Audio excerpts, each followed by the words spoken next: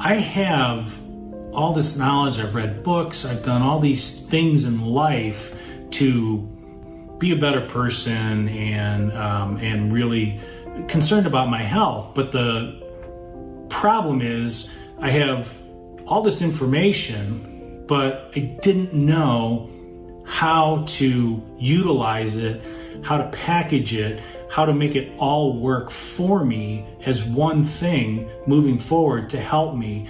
And really what life coaching did was it helped me put all the pieces together to move forward. And it was an incremental approach, which for me is really the secret sauce here, is the incremental approach, and not an approach of limitations or denials or removing things. Those all just sort of happen naturally for me in this approach. And the great thing is I don't miss those things. And some great techniques. Like there are things that was shared with me here that I've never heard before, but have been game changers for me on how I approach things. So the importance of having somebody with this knowledge and being able to share with you, and also listen to what's going well, what's not going well, having solutions, listening to what you want to talk about, not just having a one-size-fits-all approach. I really think that's the difference between success and failure. A lot of fatigue and not really happy with where I was at. And so, having tried, you name it, I probably tried it.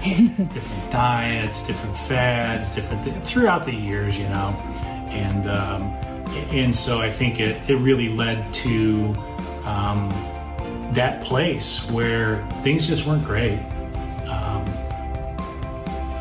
Usually, when somebody says this is what they do, I immediately, the guard goes up of oh God, what could you possibly know? You can't help me. But we talked for probably a half hour, and one of the things that I found interesting about you and your approach is it was different. It was not about a diet or restrictions, or it was all about a tailored approach to me and my situation.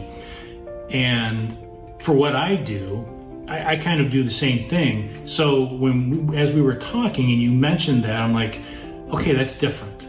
That's unique. That's something that's going to be specific for me. And for me, that was like ding, ding, ding. That's a completely different way to go at this than I tried before. And so for me that was, and also you were very knowledgeable. I know some things, but just the knowledge that you possess and the certifications that you have really impressed me. And so I think that's what really caused me to take the leap. Grace's presentation today was amazing. Absolutely wonderful. It was super awesome. She did a wonderful job. I learned so much. I was reminded of just the basic things we need to do to take care of ourselves for work-life balance. Very positive, very informative. Really touched me because I have kids and I'm trying to do that work-life balance kind of thing. Thank you, Grace. It was incredible.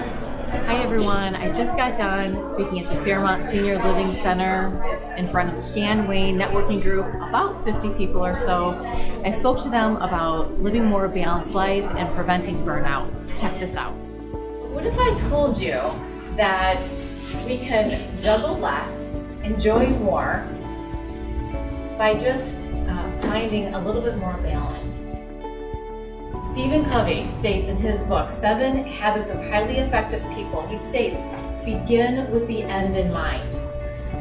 When we compare ourselves to, say, a Ferrari or whatever that awesome car that you always dream of having, nice and shiny, you finally got your bonus, you're able to go out and grab that car, would you dare put cheap gas, oil, parts, bad tires on that car? No. You wouldn't even take it out when it rains outside. You want it to be nice and shiny. So the car is replaceable. You can get another car. If you don't put good oil and whatever in there, the car is going to eventually break down. Same thing that goes with our bodies, except our bodies is not renewable. We don't get another body, we only have one body. We're supposed to get roughly 7 to 9 hours of sleep according to the National Sleep Association, right? But according to Gallup polls, only 40% of people are getting 7 to 9 hours of sleep. So Brene Brown, she states, daring to set boundaries is about having the courage to love ourselves even when we risk disappointing others. Ladies, you hear that? She was going through a lot of changes. She's like, I haven't gone to the gym and I'm not eating good and I don't feel good about myself anymore. So October 1st, I'm starting. How many people have said, January 1st, I'm starting? Feel your feet on the ground. You're on this side of the earth today. You're able to see another sunrise. Somebody else didn't get to do that today. So what are you going to do with this precious life? How are you going to shine your golden Buddha out today? Take one small step. That's all you got to do.